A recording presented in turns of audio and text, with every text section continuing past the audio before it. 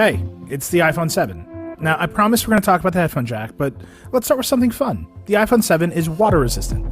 It's not quite as water resistant as Samsung's phones, but it's still not going to freak out if you get it wet, and that's awesome. The new iPhone 7 and 7 Plus look more or less exactly like the iPhone 6 and 6 Plus from 2014. There are some small differences like stereo speakers, tweaked antenna lines, and a bigger camera bump, but the biggest change in the new iPhone is the removal of the headphone jack. It comes with Lightning earpods and a dongle for using your old headphones, which costs $9 if you lose it. Apple's forcing a big change by taking away the headphone jack, and the ecosystem around that change is pretty immature. This is all going to be really inconvenient while everyone adapts and builds adapters.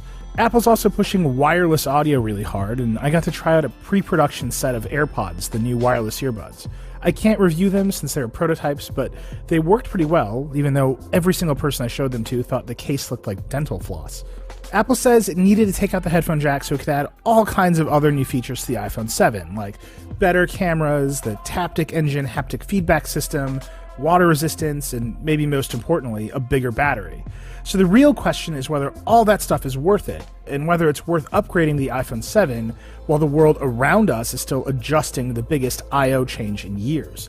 The Galaxy Note 7 might have problems with exploding, but from a visual design perspective, Samsung's definitely pulled ahead this generation. Inside the case, these are completely new phones though, with a bunch of interesting ideas. Take the home button, for instance. It doesn't move anymore. Instead, it's totally solid. The Taptic Engine makes it feel like a click when you push down on it. If the phone is off, it doesn't move at all. You can set it to 3 different levels of feedback, but none of them feel like a real button. I'm okay with this, but other people who've tried my phone really don't like it. You're gonna have to try it yourself to understand it. The Taptic Engine also adds all kinds of other fun feedback to the phone. When you drop the notification shade down, the phone bumps a little bit. It's way more useful than 3D Touch, which I always thought was a gimmick and still hasn't really caught on. The real news with the A10 Fusion is that it has 4 cores, 2 of which are special low-power cores. That means the phone can use less power and you're not stressing it, saving battery life. In about a week of use, I got 8 to 10 hours a day of battery life with the iPhone 7 and about 10 to 12 hours of battery life with the 7 Plus.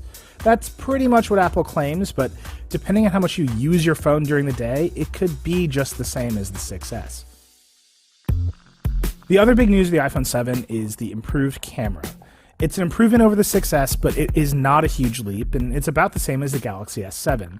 The front camera on both new iPhones has been upgraded to a 7-megapixel sensor, while the rear camera on the regular iPhone 7 has a faster f1.8 lens and optical image stabilization, both of which improve low-light performance. And the 7 Plus has a radical dual camera system on the back with 2 12-megapixel shooters, a wide-angle lens and a telephoto lens. The 2 cameras work together as a single system so you can smoothly zoom from 1x to 10x, and eventually Apple will enable some fancy depth tricks that'll blur the background like a much fancier camera. The major tells are that the 7's wider aperture lens leads to a slightly softer background, and colors are a little bit more vibrant straight off the camera. And where you'll really see that increased vibrancy is on the iPhone 7 screen, which can display a much wider range of colors than the 6S. It's very noticeable. Not only is the screen warmer than the 6S display, but photos look amazing on it. You can definitely tell a 7 photo apart from the 6S when you look at them on the 7. Other phones with dual cameras, like the Honor 8, let you do very impressive focus tricks. Apple says a forthcoming software update will enable a similar depth effect for portraits. But for now, what you get is the ability to switch between 1x and 2x modes by tapping a button, and digitally zooming between them and then up to 10x. Front cameras are almost more important than rear cameras in our Snapchat world, and the iPhone 7's front camera is excellent. It's not quite as wide angle as Samsung's cameras, but it's bright, it's sharp, and the Retina flash is still a terrific idea.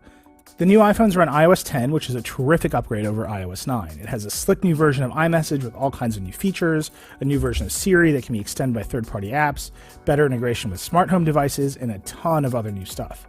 Of course, you can get iOS 10 on any recent iPhone, so it's not worth buying a whole new phone just to get it, but it's definitely worth upgrading in general.